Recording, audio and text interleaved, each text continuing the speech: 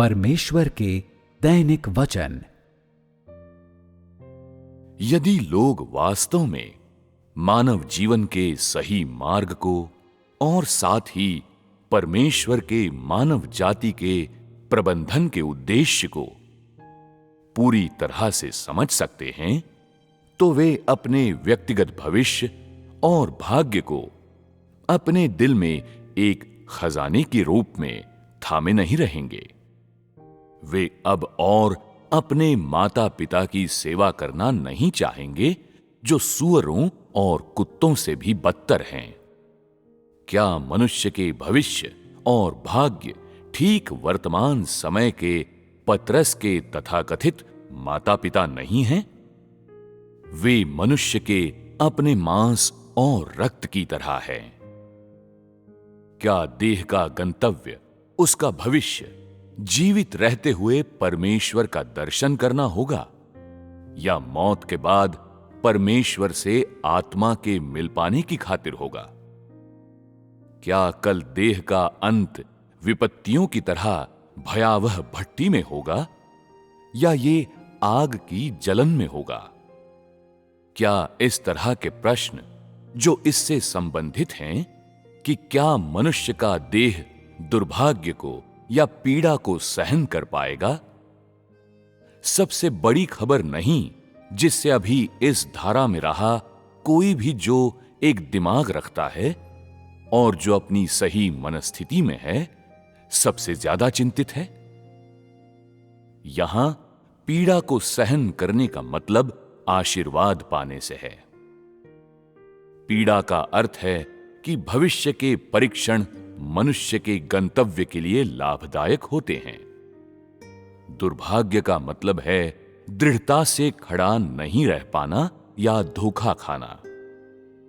या इसका मतलब है कि किसी को दुर्भाग्यपूर्ण स्थितियां मिलेंगी और आपदाओं के बीच अपने जीवन को गंवा देगा, और ये कि आत्मा के लिए कोई उपयुक्त गंतव्य नहीं है। मनुष्य ठोस विवेक से लैस हैं, लेकिन संभवतः वे जो सोचते हैं वो उससे पूरी तरह मेल नहीं खाता जिससे उनका विवेक सुसज्जित होना चाहिए।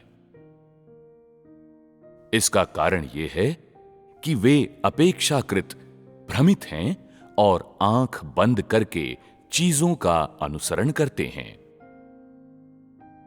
उन सभी को इसकी पूरी तरह से समझ होनी चाहिए कि वे किस में प्रवेश करें, और उन्हें विशेष रूप से तय करना चाहिए कि विपत्ति के दौरान किस में प्रवेश करें, और उन्हें आग के परीक्षण में किस किस से लैस होना चाहिए। हमेशा अपने माता पिता की, जो सूअरों और कुत्तों की तरह हैं और चींटियों और कीड़ों से भी बदतर हैं, सेवा न करो। इस पर दुखी होने का, इतनी चिंता करने और अपने दिमागों को परेशान करने का क्या मतलब है? ये देह तेरा अपना नहीं है, बल्कि वो परमेश्वर के हाथों में है, जो न केवल तुझे नियंत्रित करता है बल्कि शैतान को भी आज्ञा देता है। मूलतः इसका मतलब यह था कि यह देह शैतान का था, क्योंकि शैतान भी परमेश्वर के हाथों में है। यह केवल उसी तरह कहा जा सकता है, क्योंकि यह इस तरह कहने में अधिक प्रेरक है। यह बताता है कि मानव पूरी तरह से शैतान के अधिकार क्षेत्र में नहीं, बल्कि परमेश्वर के हाथों में है। तू देह के उत्पीड़न तले जी रहा है, लेकिन क्या देह तेरा है? क्या ये तेरे नियंत्रण में है?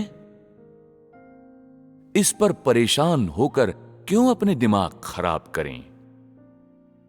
क्यों पागलों की तरह परेशान हो परमेश्वर से आग्रह करने में, अपने उस बदबूदार देह के लिए आसक्त होकर जो लंबे समय से निंदित और शापित है, साथ ही अशुद्ध आत्माओं द्वारा मलिन किया गया है?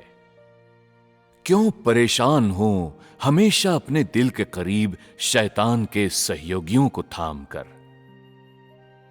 क्या तुझे चिंता नहीं है कि देह तेरे वास्तविक भविष्य को, अद्भुत आशाओं को और तेरे जीवन के सही गंतव्य को बर्बाद कर सकता है?